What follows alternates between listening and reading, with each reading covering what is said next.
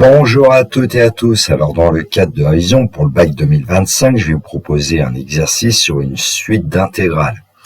Dans le descriptif de la vidéo, vous trouverez un énoncé corrigé en format PDF, ainsi qu'un lien vers mon blog où vous pouvez trouver divers documents de maths spécialité, maths experte notamment. Si mon travail vous intéresse, n'hésitez pas à m'envoyer un pouce levé, ça m'encourage à continuer. Éventuellement m'envoyer un message, j'y répondrai. L'énoncé n est un entier naturel non nul quelconque. La fonction f indice n est définie sur l'intervalle 1e fermé en 1 fermé en e par fn de x égale x carré facteur de ln de x à la puissance n. Cn est la courbe représentative de la fonction f indice n. La suite in est définie par, pour tout entier n supérieur égal à 1, in égale l'intégrale de 1 à e de f indice n de x dx, égale l'intégrale de 1 à e de x carré ln de x à la puissance n dx. Partie A, on a représenté quelques courbes Cn dans le repère orthogonal au UV. Donc on vous a donné un graphique avec les courbes C1, C2, C3, C10, C50. On a placé les points E au UV, au point U, ça correspond à l'abscisse 1. On vous a placé aussi le nombre E. Visiblement, il y a un point Z d'abscisse E. Situé d'ailleurs le point Z sur toutes les courbes. Question 1. Conjecturer les variations de la suite IN. Question 2. Conjecturer la limite de la suite IN. Partie B. Question 1. En utilisant une intégration par partie, justifiez que I1 égale 2e cube plus 1 divisé par 9. Question 2a. Justifiez que pour tout entier n supérieur égal à 1, IN est supérieur égal à 0. Question 2b. Montrez que pour tout entier n supérieur égal à 1, IN plus 1 est inférieur égal à IN. Question 2c. Expliquez pourquoi la suite IN est convergente.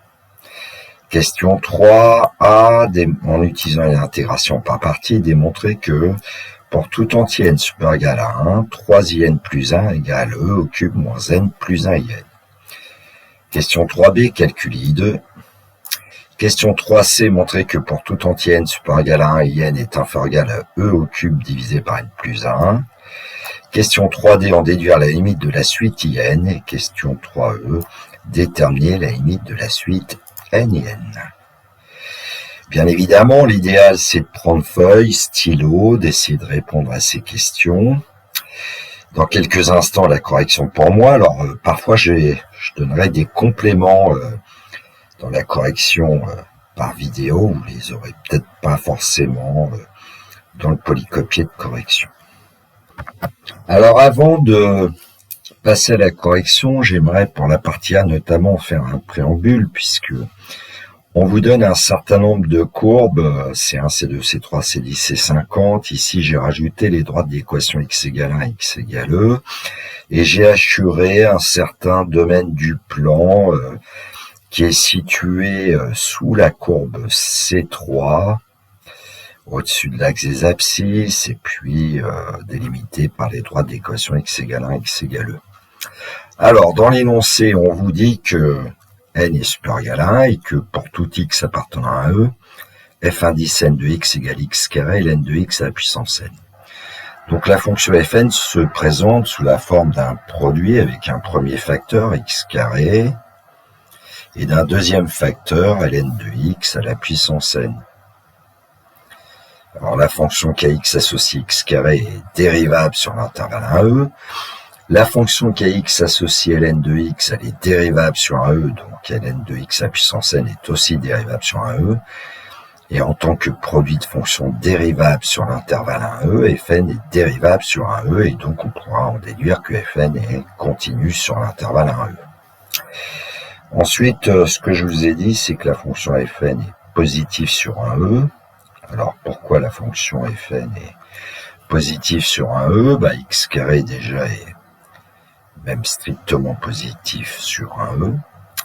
Et puis ln de x, on sait que ln de x est positif sur l'intervalle 1e. Bon, on pourra le redémontrer. Donc la puissance n, ln de x à puissance n est positive. le produit de deux fonctions positives nous donne une fonction positive.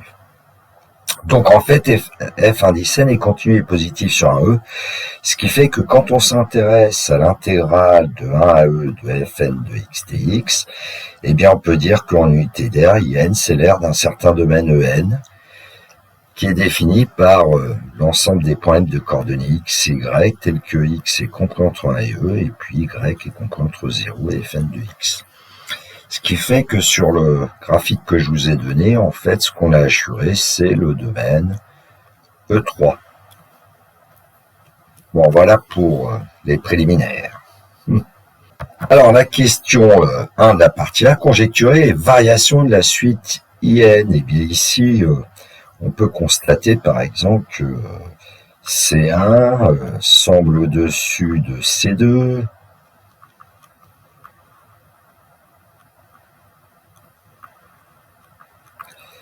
et C2 est au-dessus de C3,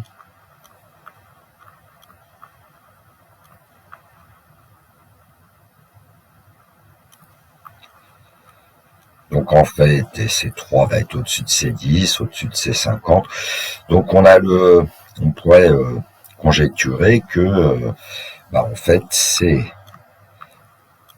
est au-dessus de Cn plus 1.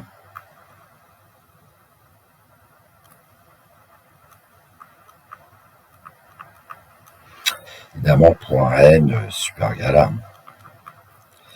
Ce qui voudrait dire qu'en fait la fonction f indice n est supérieure ou égale à f indice n plus 1, évidemment sur l'intervalle 1e. Et donc par intégration d'une inégalité, on va obtenir que f indice n plus 1 étant inférieur ou égal à f indice n sur 1e, par intégration entre 1 et e, l'intégrale de 1 à e de fn plus 1 de x dx va être inférieur ou égal à l'intégrale de 1 à e de f indice n de x dx. Alors je rappelle quand même qu'on a besoin que l'intégrale, la borne inférieure de l'intégrale soit plus petite que la borne supérieure de l'intégrale. Et donc, in plus 1 inférieur ou égal à in. Et donc, on peut conjecturer que la suite in est décroissante. On conjecture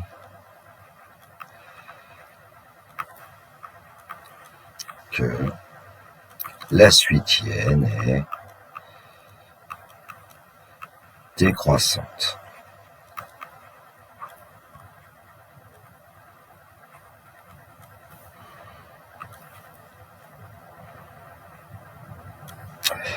Bon, on va passer à la question suivante.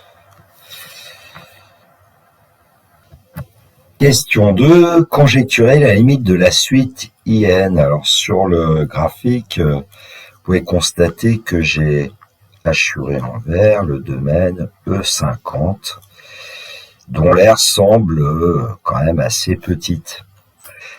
Alors, quand on regarde bien les courbes C1, C2, C3, C10, C50, on a l'impression que plus n est grand,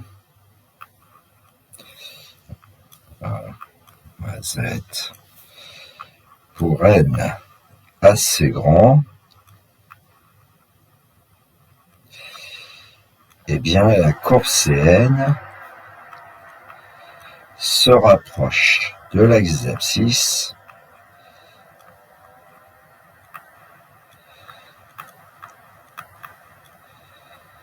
sauf en fait, si on regarde bien, en petit e, puisque pour le point d'abscisse E, on a un point Z, d'ailleurs on pourrait calculer son ordonnée au point Z, je rappelle que fn de x est égal à x au carré ln de x à la puissance n.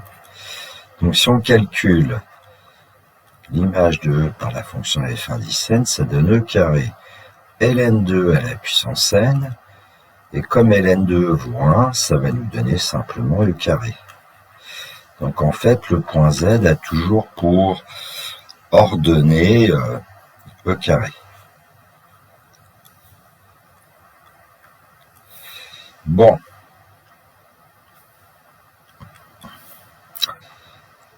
Alors en fait, comme Cn se rapproche de l'axe des abscisses, eh bien on va avoir l'intégrale de 1e de f indice n de x dx qui va forcément se rapprocher de 0.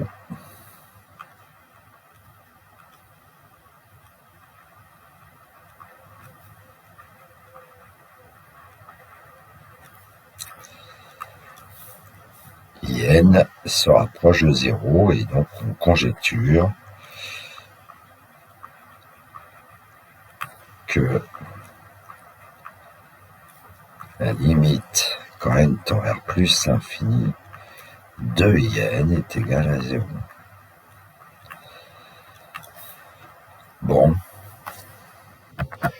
Petite cerise sur le gâteau, voyons ce que ça donne avec l'utilisation du logiciel GeoGebra. Alors dans la zone graphique, vous retrouvez ici les droites d'équation x égale 1, x égale e, l'ordonnée du point Z, E carré, son abscisse E, le repère UV, la courbe C1. Alors j'ai créé un curseur qu'on voit en bas de la zone graphique 2, et donc pour n égale 2, voilà, il y a une évolution C2, C3, C4, etc.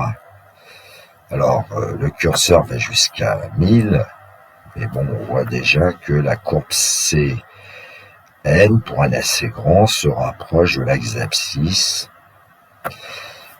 Bon, et puis dans le graphique 2, j'ai fait apparaître les points de coordonnées N, IN en bleu. Oui, N, IN en bleu, et puis on voit que, par exemple, 1000 est proche de 0,02. Bon, alors, qu'est-ce que c'est que ces points J, J1000? En fait, J1000, c'est 1000 fois et 1000. Bon, on verra ça tout à l'heure dans la partie B. Petite animation pour le plaisir des yeux. Alors, affichage, je vais rafraîchir l'affichage, qu'on voit plus les points bleus dans la zone graphique 2, animée.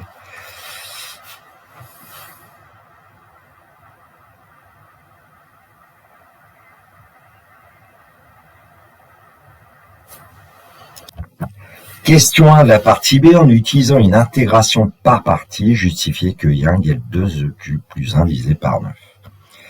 Alors on sait que I1 c'est l'intégrale de 1e de x carré multiplié par ln de x, tout simplement dx, puisque In c'était avec ln de x à la puissance n, on remplace n par 1. Alors on a derrière l'intégrale le produit de deux fonctions. Alors, on devrait savoir qu'il vaut mieux dériver ln de x et donc chercher une primitive de x carré dans l'intégration par partie. Donc, je vais poser u' de x égale x carré. Donc, une primitive, c'est un tiers de x au cube plus une constante a priori, mais ici, la constante, je vais la prendre égale à 0. Et puis v de x est égal à ln de x, donc v' de x égale 1 sur x. Alors la formule d'intégration par partie que je vais écrire entre deux bornes que je vais appeler petit a et petit b, ici a ce sera 1, b ce sera e, u' de x v de x dx est égal au produit u de x, v de x, qu'on calculera entre a et b au niveau de ces variations, moins l'intégrale de a à b, et on échange, donc on va obtenir u de x, v' de x. Alors il y a des conditions évidemment sur les fonctions u et v, elles doivent être déjà dérivables sur l'intervalle a b. Les dérivées u' et v' doivent être continues sur l'intervalle AB, et en général, elles sont même dérivables sur l'intervalle AB. Bon, c'est le cas des fonctions qui sont mises en jeu ici. U et V sont deux fois dérivables sur l'intervalle AB, donc on va pouvoir utiliser cette formule d'intégration par partie que je vais noter IPP. Bon, il n'y a plus que le calcul à effectuer. Allons-y. I1 égale l'intégrale de 1e x carré fois ln de x dx. Alors x carré, on a dit qu'on allait prendre une primitive et on choisit un tiers de x cube qu'on multiplie par la deuxième. Ln de x, on cherchera les variations entre 1 et e. Moins l'intégrale de 1 à e. Alors on garde u, un tiers de x cube et on multiplie par la dérivée de la seconde fonction qui est 1 sur x dx. Donc c'est ça, c'est par intégration par partie. Donc I1 égale, alors pour l'instant je ne vais pas toucher au crochet entre guillemets, capitaine, crochet, et puis pour l'intégrale, là, il faut essayer de la modifier, évidemment. Et puis, l'intérêt de l'intégration par partie, c'est cette intégrale, il va falloir pouvoir la calculer. Bon, c'est l'intégrale de 1 à e de 1 tiers de, en simplifiant x cube et x, on obtient 1 tiers de x carré dx. Ce qui nous donne que I1 est égal à, donc la variation de 1 tiers de x cube ln de x entre 1 et e, moins la variation de, on sait entre 1 et e, on sait calculer une primitive de 1 tiers de x carré. X carré, on a vu tout à l'heure qu'une primitive c'est 1 tiers de x cube, on va trouver 1 tiers fois 1 tiers, 1 neuvième de x au cube. Et puis, je vous conseille de le faire comme ça, c'est dire que la différence d'une variation, c'est la variation de la différence, ce sont les mêmes bornes 1 et e, et donc on obtient 1 tiers de x cube ln de x moins 1 neuvième de x cube. Donc on calculera la variation entre 1 et e. Alors quel est l'intérêt de faire ça? C'est que la fonction que vous avez mise entre crochets, si vous la dérivez, en dérivant, on devra obtenir la fonction x carré multipliée par ln de x. Alors je vous conseille de faire ce calcul de dérivée, parce que si on a bien la dérivée du 1 tiers de x cube ln de x pour 1 neuvième de x cube qui est égal à x carré ln de x, c'est que pour l'instant on n'a pas commis d'erreur. On poursuit le calcul, alors on va remplacer évidemment x par e pour commencer, 1 tiers de e au cube ln de e moins 1 neuvième de e au cube moins, eh bien 1 tiers multiplié par 1 au cube ln de 1 moins 1 neuvième de 1 au cube. On peut mettre des multipliés si on veut. Ici. Donc I1 égale. Alors ln de e vaut 1. Ça vaut 1. Et donc on va obtenir 1 tiers au cube moins 1 neuvième de e au cube. Donc 3 neuvièmes moins 1 neuvième de e au cube. 2 neuvièmes de e au cube. Pour la première parenthèse. Et pour la deuxième parenthèse, on sait que ln de 1 vaut 0. Donc il va nous rester moins 1 neuvième.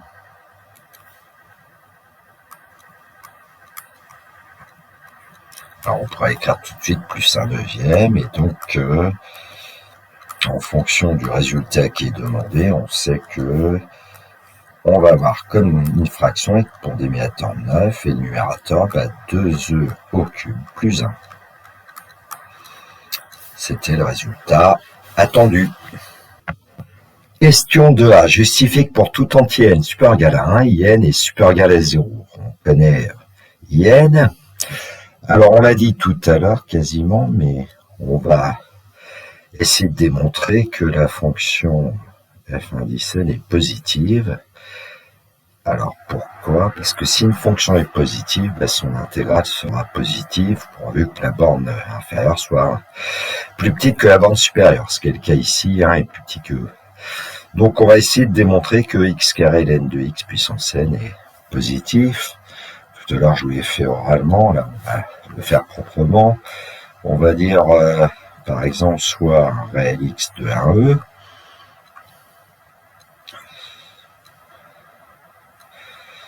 Alors, on va d'abord s'occuper de x carré, puis de ln de x. Alors, x carré, puis ensuite ln de x à la puissance n. Alors, pour x carré, puisque 1 est inférieur égal à x, inférieur égal à e, on peut même dire que, en passant au carré, 1 au carré, inférieur égal à x carré, inférieur égal à e carré, puisque la fonction carré est strictement croissante sur l'intervalle 0 plus infini. Et donc, on va avoir 1 inférieur égal à x carré, inférieur égal à e carré, évidemment. Et donc, x carré va bien être strictement positif. Bon, maintenant on va s'occuper des ln de x, puisque 1 est inférieur égal à x, inférieur égal à e. Et en utilisant la fonction ln, la fonction logarithme népérien, elle est strictement croissante sur l'intervalle 0 plus infini, donc ln de 1 est inférieur égal à ln de x, inférieur égal à ln de e. Ce qui nous donne 0 inférieur égal à ln de x, inférieur égal à 1. Et donc, en passant à la puissance n, on ne change pas le sens des inégalités, puisque les nombres qui interviennent sont positifs. On peut même dire que 0 inférieur égal à ln de x à la puissance n, qui est même inférieur égal à 1. Bon, en tout cas, ln de x à la puissance n est positif. Alors, pour tout x appartenant à E, x carré est strictement positif et ln de x à la puissance n est positif, donc on peut dire que le produit x carré ln de x à la puissance n est positif, et donc l'intégrale de 1 à E de x carré ln de x à la puissance n dx est positif par intégration d'une fonction positive, et donc on obtient bien que in est supérieur égal à 0, et puis on peut donc effectuer une remarque, c'est que la suite in, eh bien elle est minorée par 0. Alors est-ce que cette remarque va être utile ou pas? On ne sait pas toujours, mais enfin, vu les questions suivantes, on peut estimer que ça va être utile.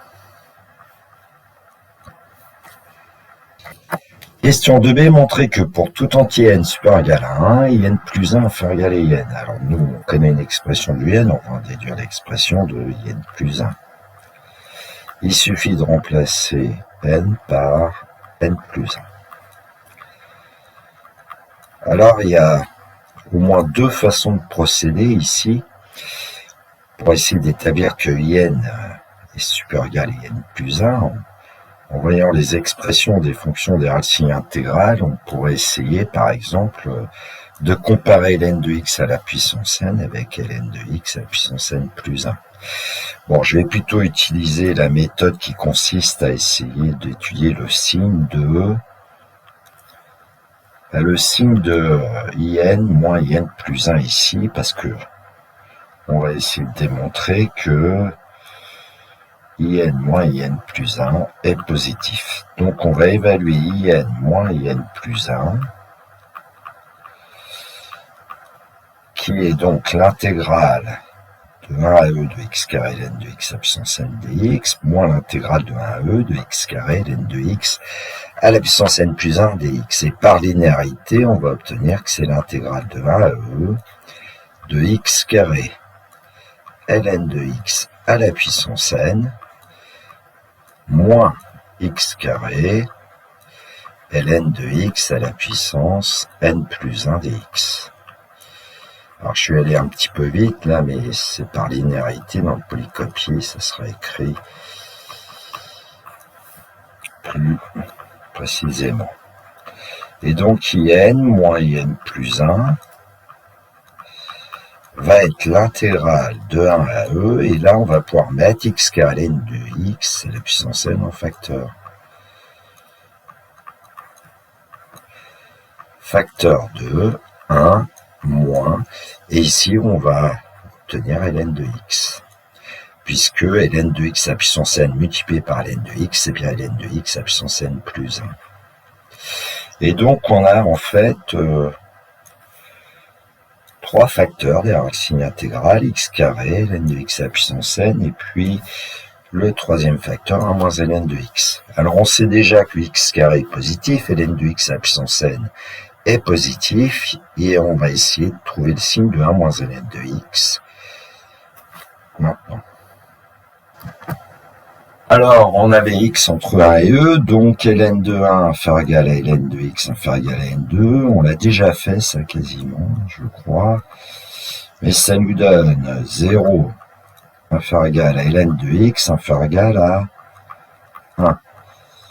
Et donc, en utilisant uniquement l'inégalité ln de x inférieur égal à 1, on va obtenir que 1 moins ln de x est positif. Ce qui fait que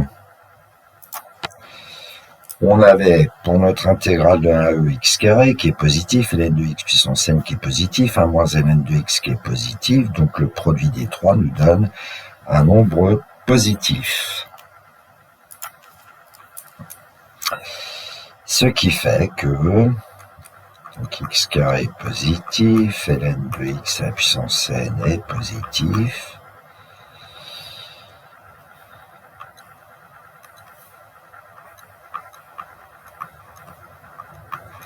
Moins ln de x est positif.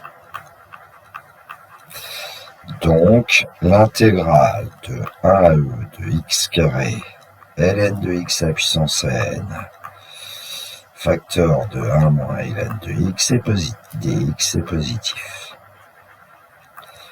Ce qui nous donne que in moins in plus 1 est positif.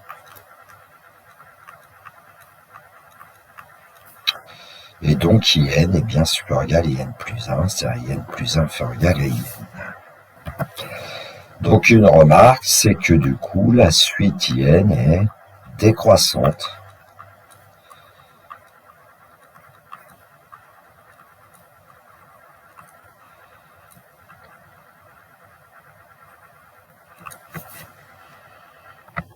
Question 2, c'est la partie B. Expliquer pourquoi la suite in est convergente. Alors, on a vu d'après la question 2B, de la partie B, que la suite in est décroissante. D'après la question 2A de la partie B, la suite in est majorée par 0. Une suite qui est décroissante et minorée est convergente d'après le théorème de convergence monotone. Question 3. En utilisant une intégration par partie, démontrer que pour tout entier n supérieur égal à 1, 3 in plus 1 égale e au cube moins n plus 1 in. Alors, on va partir de 3 in plus 1. On sait que c'est 3, l'intégrale de 1 à e de x carré ln de x à la puissance n plus 1 dx. Et puis, par linéarité, le nombre 3, en fait, je vais le placer à l'intérieur de l'intégrale. Ce qui va nous permettre de dire que derrière l'intégrale, on a le produit de deux fonctions, 3x carré, et puis l'autre fonction, c'est ln de x à la puissance n plus 1. Alors, on va essayer de calculer. Je ne vais pas vous donner les fonctions en fait U'(v). Bon, allez, on y va, on essaye. Dans le polycopie, je le détaille. Donc x cube est une primitive de 3x carré. Et on conserve ln de x à la puissance n plus 1 qu'on va calculer entre 1 et e. Moins l'intégrale de 1 à e. Alors on conserve x cube. Et on dérive ln de x à la puissance n plus 1. ce qui donne n plus 1 facteur de ln de x multiplié par 1 sur x dx. Voilà la dérivée de ln de x à la puissance n plus 1. Alors, au cas où, vous pouvez vous dire que la dérivée de wn plus 1, c'est n plus 1 w à la puissance n multiplié par w'. Voilà ce que j'ai utilisé avec w de x égale ln de x, w' de x égale 1 sur x. Alors ici, j'ai oublié de mettre ln de x à la puissance n, évidemment. Donc, 3 in plus 1 égale... Alors, on peut remarquer que pour l'intégrale de 1 à e, c'est en fait n plus 1 qu'on va pouvoir mettre en facteur.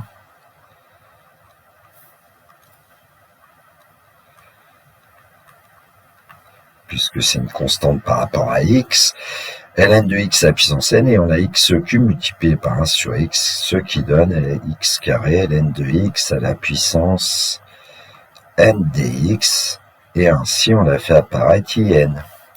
Bon, je conserve le crochet, mon capitaine.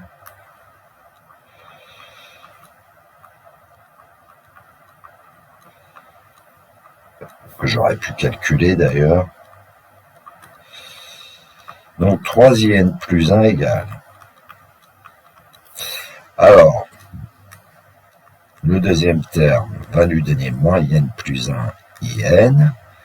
C'est ce qu'on veut dans le résultat d'ailleurs. Et puis, eh bien, le crochet devrait nous donner e au cube. Alors, on a e au cube ln de e qui vaut 1 à la puissance n plus 1. Donc, ça nous donne e au cube.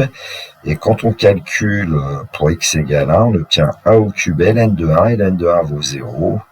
Donc, on obtient bien e cube. Bon, je ne vais pas trop détailler ici. Je pense que je l'ai fait dans le polycopier de correction. Voilà, donc ici, e cube. Donc, on a bien établi la formule, ce qui nous donne d'ailleurs la possibilité, connaissant I1, de calculer I2, connaissant I2, de calculer I3, et ainsi de suite. Question 3b de la partie B, c'est de calculer I2.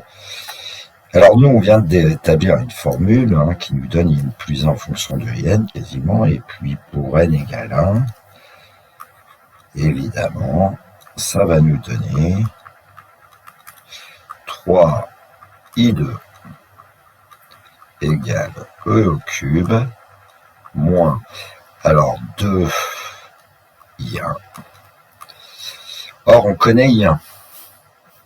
Et donc, 3i2 va donner e cube moins, alors 2 fois, si mes souvenirs sont bons, parce que j'ai rien sous les yeux, ça devait être 2e cube plus 1 divisé par 9.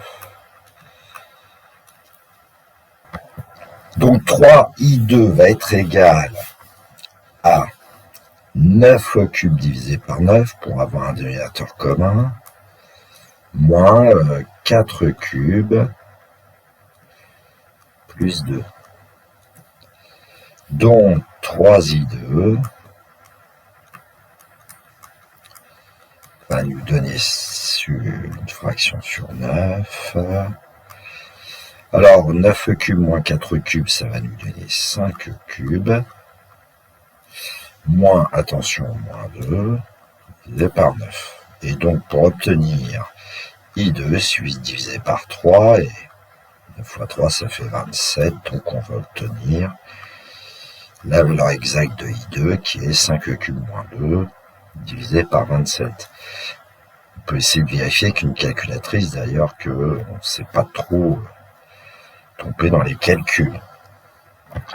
Utilisation d'une calculatrice TI, alors je vais mettre 2 dans la mémoire N, et on va essayer de vérifier le calcul de I2.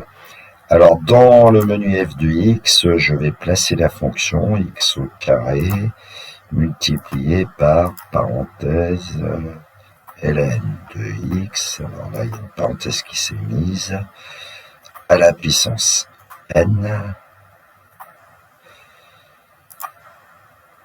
Bon, je ferme la parenthèse. On va quitter et puis on va calculer une valeur approchée de l'intégrale qui nous intéresse de la façon suivante. Donc, maths, on a le numéro 9. Il faudra adapter suivant son modèle de calculatrice. Alors ici, on a 1. Tout en haut, on peut mettre e puissance 1 ou bien il y a le nombre e qui est sur la calculatrice TI. Ici, on va mettre dans variable y, la fonction y1.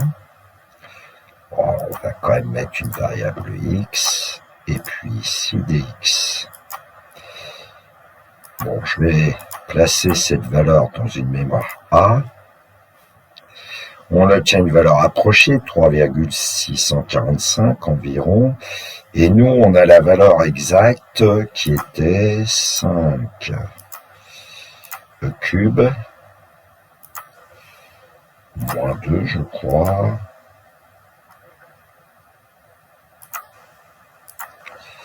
Divisé par 27. Je vérifierai ensuite. Donc on va stocker dans une mémoire B, si je ne me suis pas trompé de toute façon. Voilà, on obtient une valeur approchée qui ici est la même. Alors autrefois, les calculettes ne calculaient pas aussi bien que maintenant. Alors j'ai fait une bêtise, on va calculer la différence des deux. Elle devrait être très proche de 0 et la calculette donne même 0. Bon, c'est rassurant. On pourrait aussi faire ce travail pour I1, mais enfin bon, l'énoncé donner la valeur exacte de I1. Question 3c, montrer que pour tout entier n supérieur égal à 1, IN est inférieur ou égal à e cube divisé par n plus 1. Alors, ici, il s'agit d'aller rechercher cette fameuse relation qu'on a entre IN et IN plus 1. Le deuxième membre de l'égalité, ça ressemble un peu à l'inégalité en fait. Si on travaillait à partir de l'inégalité, qu'est-ce que ça donnerait par exemple? Alors, je vais le faire au brouillon, je vais considérer que c'est brouillon, je ne l'ai pas fait dans le polycopier de correction ça. Quand vous avez IN qui est inférieur ou égal à e cube divisé par n plus 1, ça veut dire que, en multipliant par n plus 1 qui est positif, n plus 1 IN doit être inférieur ou égal à e cube, ce qui vous donne en fait 0 inférieur ou égal à e cube moins n plus 1 IN. Alors est-ce que c'est vrai ça? Eh bien oui, parce que ça vous donne 0 inférieur ou égal à 3 IN plus 1. Et on sait que 3 est positif et IN plus 1 aussi est positif puisque tous les IN sont positifs. Et donc, il suffit de repartir de IN plus 1 et puis de remonter un peu ce qu'on a fait. Donc, je vais gommer là, le brouillon. C'est pour vous faire voir quand vous n'avez pas trop d'idées. Vous pouvez toujours essayer de vous dire, on me donne le résultat, qu'est-ce qui veut dire le résultat? Donc ici, on va dire que IN plus 1 est positif. Donc 3IN plus 1 est positif. Donc E cube moins N plus 1 IN est positif. Donc le deuxième nombre N plus 1 IN est inférieur ou égal à E cube. Et en divisant par N plus 1, qui n'est pas nul, qui est même positif strictement, donc on ne change pas le sens des inégalités, on obtient bien l'inégalité voulue. En déduire la limite de la suite UN, eh bien nous on vient de démontrer que pour tout entier n supérieur ou égal à 1, IN est inférieur ou égal à E au cube divisé par N plus 1. Mais on sait aussi que IN est positif. Bon, eh bien, on va s'intéresser notamment à la limite de e cube divisé par n plus 1, quand n tend vers plus infini, n plus 1 va tendre vers plus infini, e au cube, qui est un nombre réel strictement positif d'ailleurs, divisé par plus infini, ça va tendre vers 0. Et puis, la limite de 0, c'est 0, et donc la suite IN est coincée entre deux suites, une suite constante égale à 0, et la suite e cube sur n plus 1 qui tend vers 0, donc d'après le théorème des gendarmes, la suite IN va tendre vers 0. Rédigeons, limite, quand n tend vers plus infini de 0, c'est 0, et limite de e au cube sur n plus 1, quand n tend vers plus infini, c'est aussi 0. Donc, la limite, quand n tend vers plus infini de IN, est égale à 0, d'après le théorème des gendarmes, appelé aussi théorème d'encadrement. Les Anglais, je crois, l'appellent le théorème du sandwich.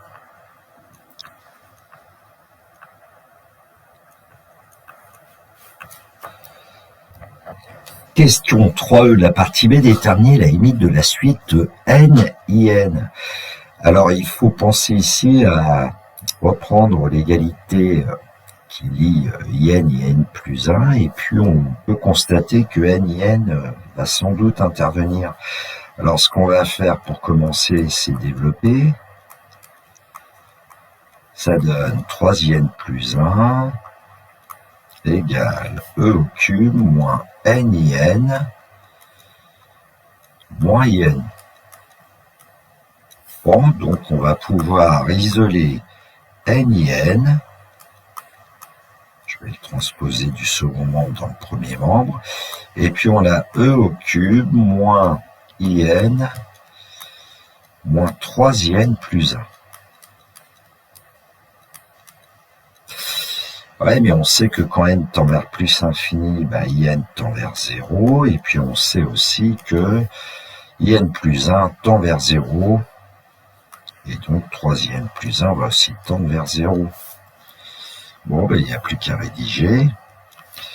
La limite, quand n tend vers plus l'infini de IN, c'est 0. Donc, la limite de IN plus 1, c'est aussi 0.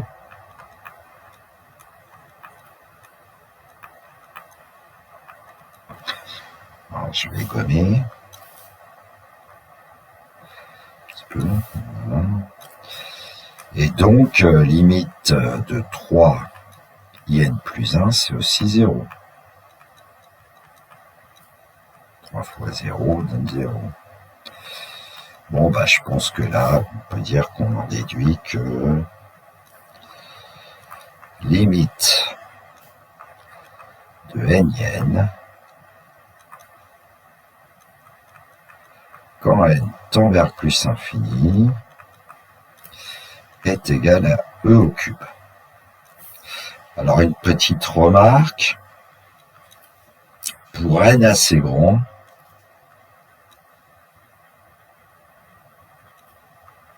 on peut dire qu'en fait, NIN va être proche de E au cube.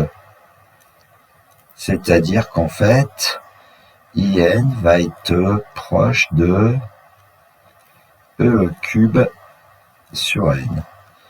Alors, dans l'enseignement supérieur, on dit que dans ce cas-là, E au cube sur N est un équivalent de IN. Alors, je vais vous faire un complément que vous ne trouverez pas dans la correction, d'ailleurs, mais vous pouvez le rajouter. Il y a quelque chose qu'on n'a pas exploité par rapport à cette égalité, c'est le fait que IN plus 1 est inférieur égal à IN. Donc, qu'est-ce que ça nous donnerait tout ça si on remplace 3IN plus 1 parce qu'on connaît, on a 3IN plus 1 inférieur égal à 3IN, donc E cube moins n plus 1 IN est inférieur égal à 3IN. En transposant, on va obtenir E cube inférieur ou égal à, eh bien, 3in plus n plus 1 in. Et donc, en fait, on aurait e cube inférieur ou égal à n plus 4 in, ce qui nous donne e cube divisé par n plus 4 inférieur ou égal à in. N plus 4 est un nombre strictement positif, donc on ne change pas le sens des inégalités. Ainsi, on peut dire que pour tout entier n supérieur ou égal à 1, e au cube divisé par n plus 4 inférieur ou égal à in inférieur ou égal à e au cube divisé par n plus 1. Et si on s'intéresse à la suite de termes général e cube sur n plus 4, elle tend vers 0. Puis on avait aussi e cube sur n plus 1 qui tendait vers 0 quand n tend vers plus infini, on l'avait vu. Donc grâce au théorème des gendarmes, on retrouverait la limite de la suite in. Alors ce qui va nous intéresser peut-être un peu plus ici, c'est multiplier par n pour obtenir n.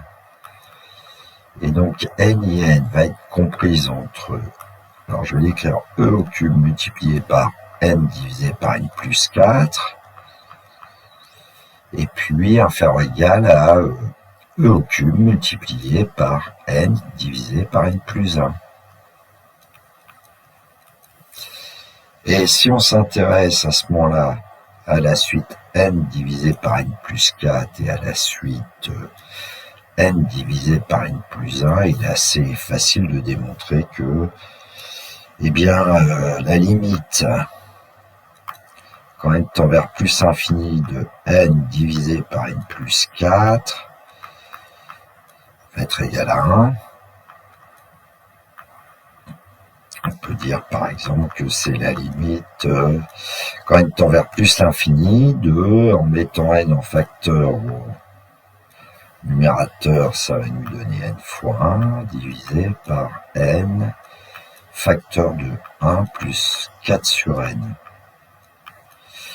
Comme les n vont pouvoir être simplifiés, 1 plus 4 sur n au numérateur, ça tend vers 1 plus 4 sur infini vers 1 plus 0, donc c'est 1.